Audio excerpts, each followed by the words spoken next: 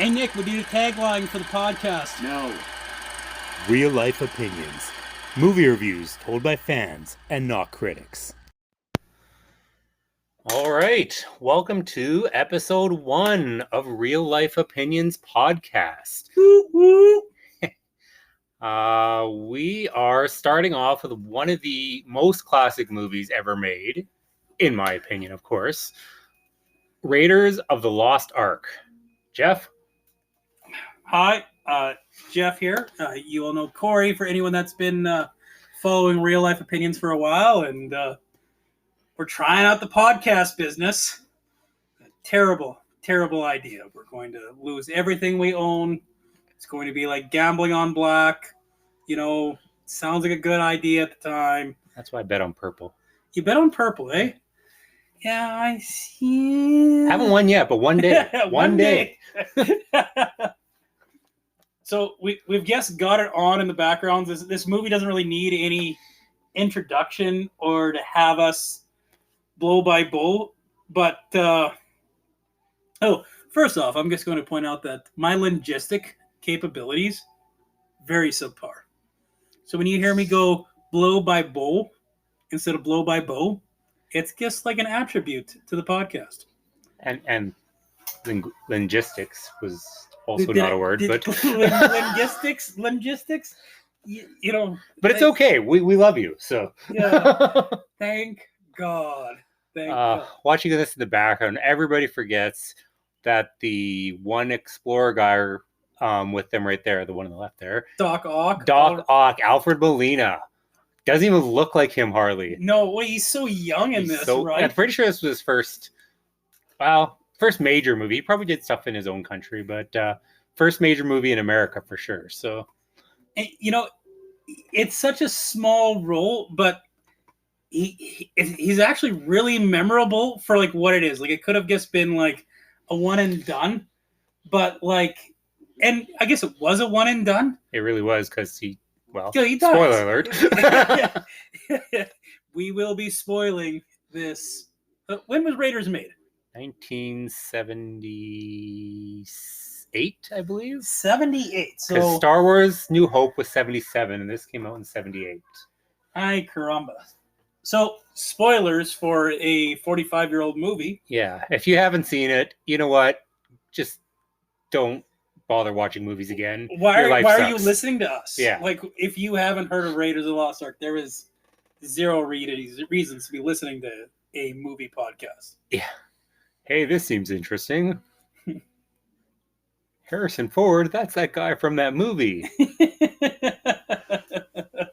Which, if all sources point correct, will be the new General Ross in the Avengers world. How do you feel about recasting Thunderbolt Ross? Like, I mean, I love William Hurt. I am a huge William Hurt fan, but I mean, he kind of died. They didn't recast Chadwick Boseman. That annoyed me.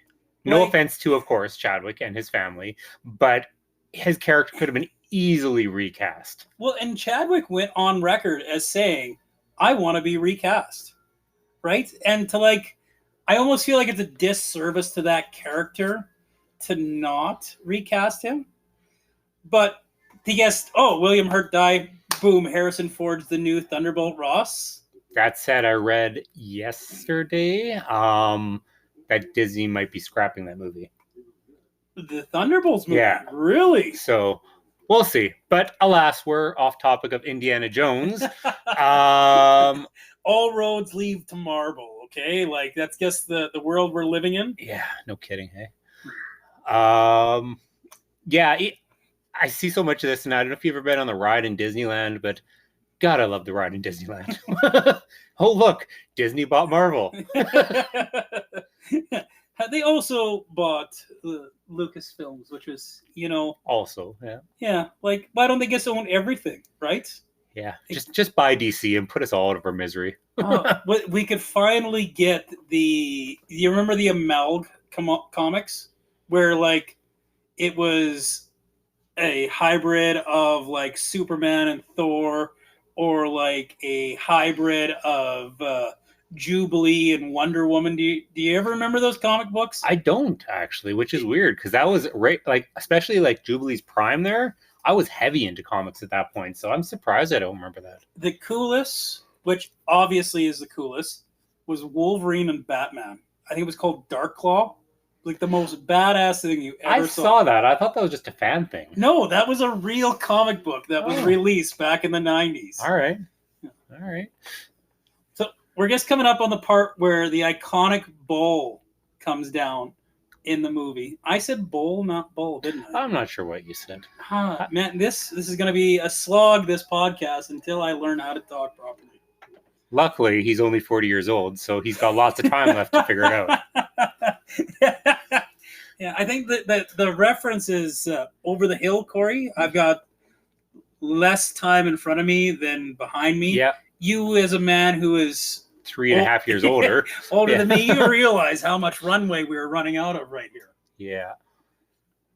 But do you remember growing up, like I hadn't even seen Raiders of the Lost Ark, and I knew about this scene. You want to know how I knew about the scene before Raiders of the Lost Ark? Was it Tiny Toons?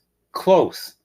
Muppet Babies. Muppet Babies, really? There was an episode where, because all their episodes were about imagination and stuff like that, and where Kermit was Indiana Jones, and he was swinging across, and the ball was chasing him, and yeah, that's what I remember when I think of this. I mean, I would have been... This was 78. I said, no, I was born in 79. So this is before my time, technically. And even if I did watch it the year it came out, which, again, not possible, I wouldn't remember it. So, you know, this is definitely, it was a look back at when I watched it. But still, I mean, I had to have been no more than 5 when I first watched this. Oh, thanks to our historian Jeff here. Continuity error. Continuity error. He just proved me wrong. This movie came out in 1981. So this was 2 episodes deep into the Star Wars lore. So Harrison Ford had become a name at this point, which makes sense why they cast him. And I would have been 2. So yay. I was 2 years away from being born. So obviously I did not see this in the theater either. The scene where he's switching the idol with the bag of sand, that's also often replicated. It's a classic scene. I honestly, besides, like, maybe now in the day and age that we're at, where we're so saturated in media, before that, perhaps Star Wars, there was no other media that was as often replicated as this particular movie. Not even the other Indiana Jones. Guess this opening scene is probably the most well-known, most replicated thing in all of cinema. I would argue. You know what? That's pretty fair to say. While this movie is by far the most classic in the series, it's still only my second favorite on the list. But at the same time, this movie brought in new generations of fans every generation. Are we saving which ones we think are the best for when they come up, or are we revealing that now? I think we're going to wait till we finish all 5 episodes, because yes, we plan on doing this with the Dial of Destiny when it hits theaters on June 30th. So I think we'll do all 5 movies first, and then we'll do either a sub-episode at the end of the 5th one or a 6th episode. Okay, that'll work with us covering it afterwards. Like, I think that's a natural order of things to rank them as we get to them, right? Yeah, no, I think that'll be less confusing for our 2 or 3 people that are actually going to listen to this. So, wait, we're going to have people listen to this? Well, that's what our family's for, isn't it? Yeah. Thank God we have loving wives and children. My children aren't going to listen to this. Yeah, I don't think mine will either, actually. So.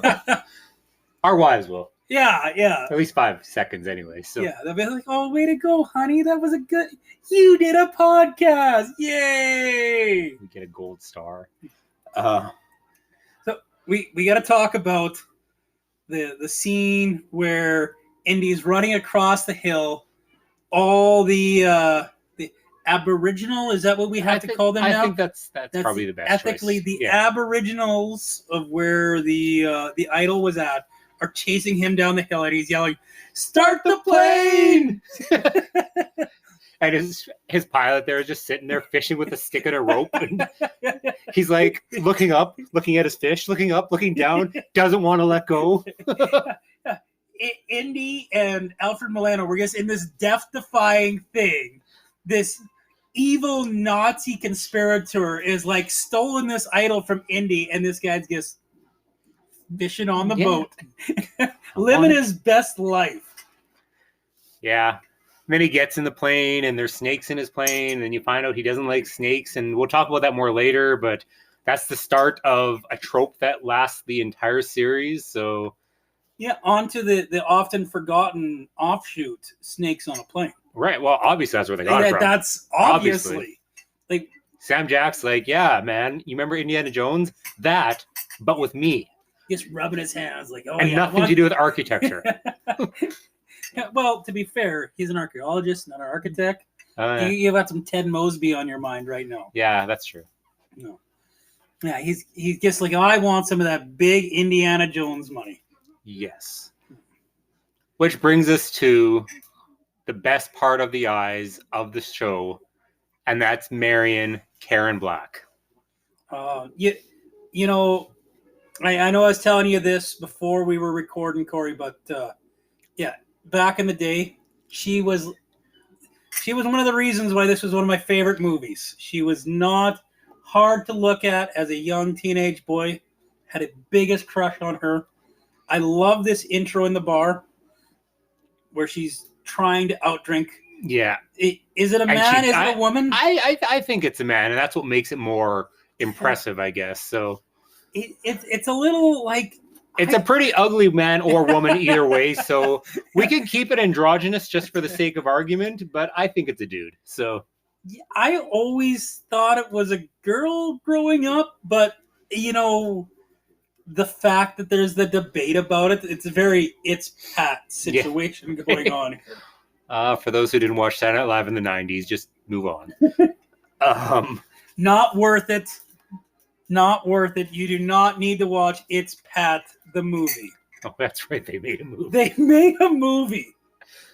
And the only thing I remember the movie is that Pat's hanging there completely naked, and the people that are trying to figure out Pat's gender are like behind him, so he can, or her, them, and can't figure out what gender it is, and then it's like, oh, I'm so embarrassed about everything just being there, and they're just like, damn it, we don't know. My favorite episode was in the actual skits. There was when they were talking to Pat's mom, and she's like, I remember when Pat was born.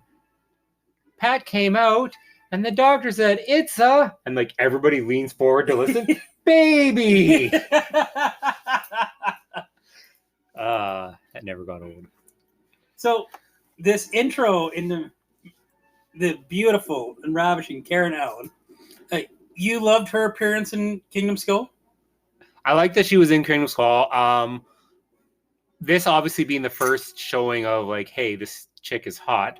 But my favorite Christmas movie of all time is Scrooged with Bill Murray, and she was, of course, the love interest in that. So it was great to see her again. Biggest smile in Hollywood, barring maybe Julia Roberts. Just absolutely wonderful set of teeth, beautiful set of lips, just ear to ear smile. Like, it's infectious. You can't not smile when you see her smile. I don't understand how she wasn't one of the biggest stars with that big smile she had. Like, how do you not put her as, like, America's sweetheart? Like, she just had that look about her, right? Ironically, Julia Roberts was in that. Well, yeah, losing out to the smile, right? Like, hey, your smile's not quite Julia Roberts. You think Julia Roberts was a good actress? Come on.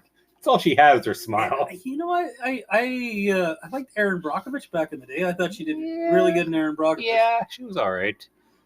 I never jumped on, even, like, the closest thing I'd say I liked her in was Hook, but even then, the character of Tinkerbell is one of the most terrible characters in all of literature if you actually understand the bare essence of that character. I had completely forgot she was Tinkerbell. I actually thought it was Sandra Bullock, who I used to always get confused back in the day, which doesn't make any sense now that I'm older. Because they don't really look anything alike, right? But yeah, always thought that was Sandra Bullock, not Julia Roberts. Anyway, in the bar, they're in there, they have the thing, but all of a sudden, they go back to it. Indy's got the amulet thing, and they're like, oh, people are going to be looking for this, and lo and behold, people are coming to look for it, and there's like that head Nazi guy and his gang, and that head Nazi guy, like, creepiest mofo ever, like that. There's something about that face. He almost looks rubbery, right? Yeah. Well, in the end it was, but but yeah, no, he again.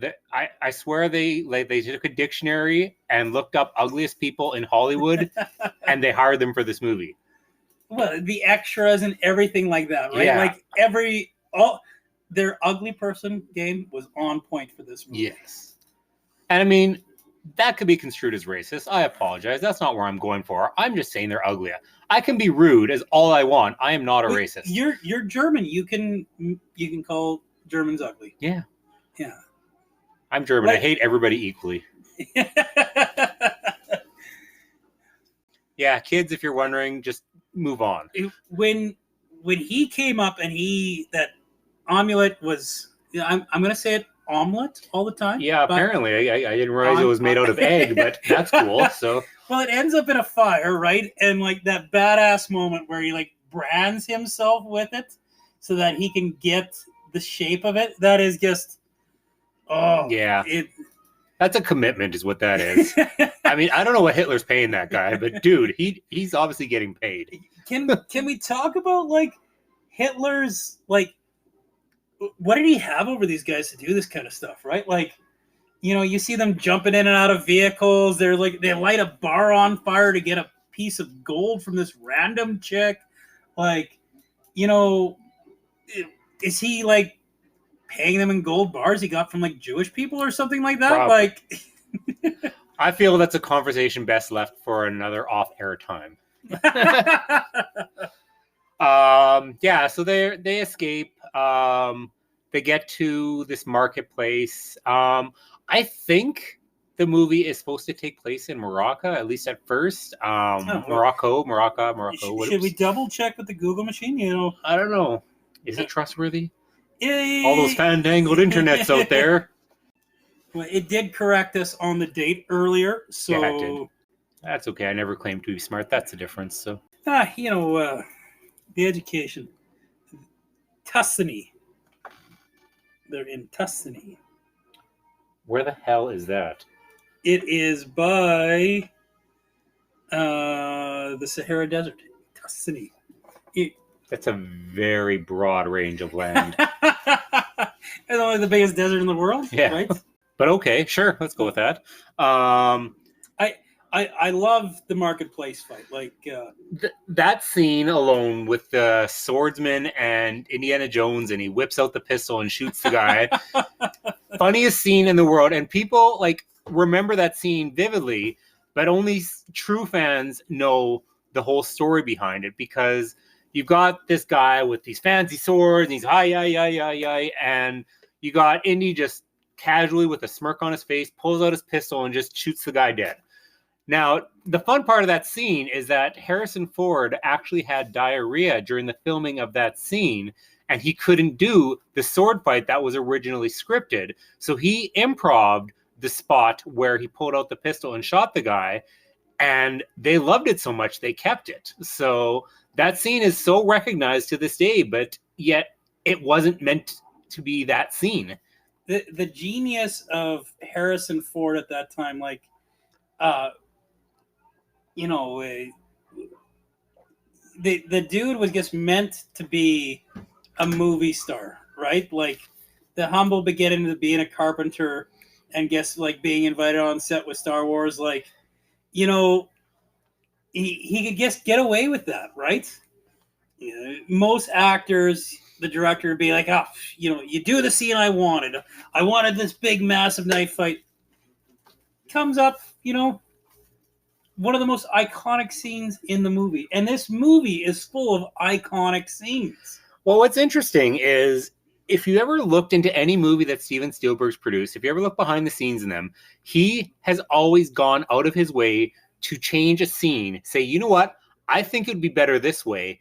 And turns out that is exactly what it needed. He's made so many movies change because of what he thought. There was one, it was Twister I watched yesterday, and I didn't realize that was a Spielberg movie. It wasn't per se. It was Amblin Entertainment, so he produced it. Producer, yeah, but the scene at the beginning when Joe's dad dies, getting carried away by the Twister there, in the original script, he wasn't supposed to die. He was supposed to survive, and she was supposed to still have that lesson. But he decided to hammer that lesson home why tornadoes are scary and that she wants to seek out the biggest and the best to understand.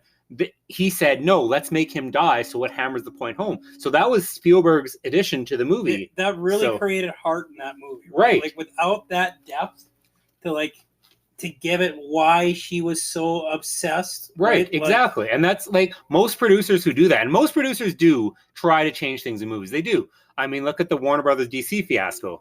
That's a whole other story for another time. But either way, studios/producers all the time try to change things. And most directors hate them for it because they're like, well, that's not what I want. And they're like, well, I don't care. I'm giving you money. So they say Kevin Feige, like we said before, all roads lead to Marvel. Yeah. But they say Kevin Feige's got the magic touch about it. Like, he'll just I think this is what the audience would want. And it's just a soft, special touch. And sometimes he forces those movies into doing stuff. Like, I know Joss Whedon got forced into some things he didn't want and everything like that. But, normally it's a nice, soft, supple touch. Till we watched the season finale of She-Hulk, and then we just stopped listening. Hot take. I love She-Hulk. Oh, She-Hulk was great until the last episode. No, I think the last episode made it better. Wow. Yeah, I really do. I think Matt Murdock made it better. I'm so excited that he's... Anyways. Oh, one of the things I've always appreciated about Indiana Jones, you watch him in these fights and stuff like that, he's tired, he shoots the guy in the face. He gets beat up in these movies. James... He's not a fighter. He's a professor. Yeah, he's literally a professor in a university. And here he is. He's fighting these freaking Nazis. He's running around. Remember the scene where the big guy comes out, the super Nazi, the guy that's a foot taller than Indy. Looks like Bronson. And Indy's already kicked the butt out of this one guy. And he's up on the plane, and this Nazi's just like, Indy just looks back at him. He's like, oh, I have to? Truth, I mean, let's be honest. The only reason he won is because of those propellers. That is the only reason he won. It was like, I'm going to distract them long enough, let the plane turn around, and just shred them, yeah.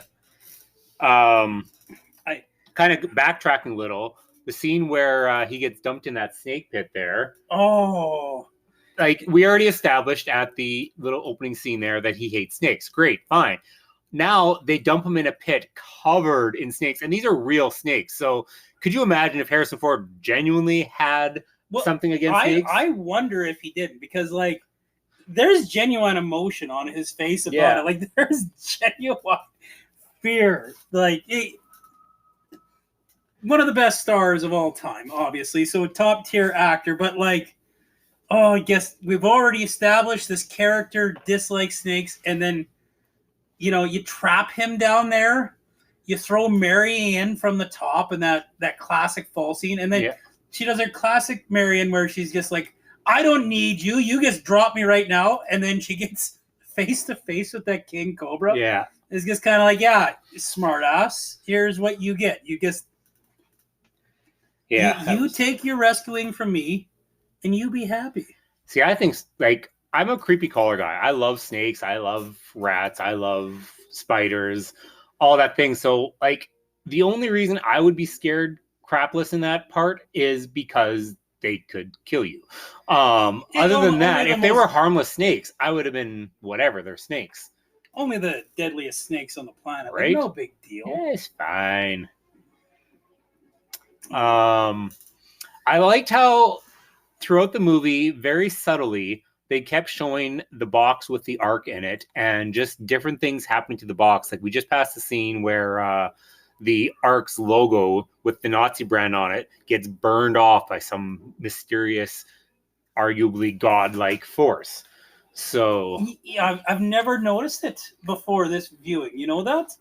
And that's a good. That Steven Spielberg was good for those little touches like that. You know, it's not necessarily something you would notice. You can see the burn right off.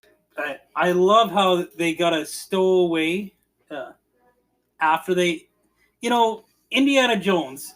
I once again go back to how he couldn't win a fight or anything like that, or doesn't like fighting. He's kind of the perpetual loser in this movie, in like a cool tough guy way, because he goes in there, he gets locked in the snake pit, he loses the Ark, but yet he keeps trying, right? Like he's all beat the crap he's guessed, and a university teacher. Yet, here he is, he keeps trying. Like it created the perfect. It created the John McClane archetype in a way. Indiana Jones did, where he wasn't the perfect hero, right? He lost his battles. In the very first one, you see it right away, right? Yeah. And like even from the very first iconic scene, he gets betrayed by a former associate, like right away. And like Alfred Molina's character stabs him in the back right away. He loses the idol. This is a character that he loses, very, very underrated for the time. How unusual is that? Because generally, like heroes in a movie, because that's what people went to for movies back in the day, was to escape reality. And as much as we're still doing that now, a lot of things, they're like, oh, they're trying to make it grounded. What if it was real life? And that's fine and dandy, but sometimes we need to just shut our brain off and be taken away by our imagination. That's what made movies. And so when you have, all of a sudden, heroes were always invincible. Heroes were like, you had Superman, right? The cowboy that always made the right call. Yeah. They said Superman. And all of a sudden now you've got this guy who's, like I said, he's a teacher, and he can't fight that well, but he can fight to stay alive. And again, he got beat. He came back up. He kept fighting, but they'd show him afterwards getting his wounds tended to. Like he got beat, but he kept going. So he was human. He was a real person in this crazy fantasy world. They've got magic arts. You've got Nazis going crazy on you here. But wait, I guess we have to talk about the last scene. I'm not gonna lie, when I was a kid, I know you're a horror guy, Corey. I was not a horror guy when I was younger, so it freaked me out. Spoiler alert. What happens when the Ark gets opened, Corey? They've been chasing this Ark the whole movie. What happens? They open it up, big bright light. Everyone was like Indy and I think it was Marion, they're like, oh, look away. But the Nazis, they wanted to look in, and their faces melt off their skull. Like straight from House of Wax, like it's, oh. Yeah, it was pretty intense. It was terrible. And like, how does the looking away work, right? Like, oh, I guess gonna close my eyes and I'm done, right? I mean, there's always an element of cheese in an Indiana Jones movie, and that's okay. Well, and it's right from the get-go, right? So let's wrap this up, Corey. What are your final thoughts on Raiders of the Lost Ark? Does it hold up as one of the greatest action adventure of all time? I think any generation, you can let your 5-year-old, maybe not the ending, and that's how I did with my kids. I close their eyes at the ending, but you can let your 5-year-old watch this movie and get into action movies just from this movie. It's dated very well. It is not dated poorly. It's dated amazingly. It's a movie from 1981. A lot of them aged terribly, and some of the special effects, that final scene, better than that. But I'm with you. This is one of the greatest action adventure of all time. Well worth a watch. Yeah. highly recommend to anybody. But Yeah, everybody give it a chance. All right. Well, thanks everybody. Again, we want to do this hopefully once a week, getting in all 5 indies and working our way into other movies. For those asking, we talked about Star Wars a few times. That's not high on the priority list because that's a whole rabbit hole in itself. So I'd like to get some other things out of the way first. maybe the Ewoks Cavern of Courage, maybe perhaps. All right. Thanks for listening, everybody. We will talk to you next week. Is that it?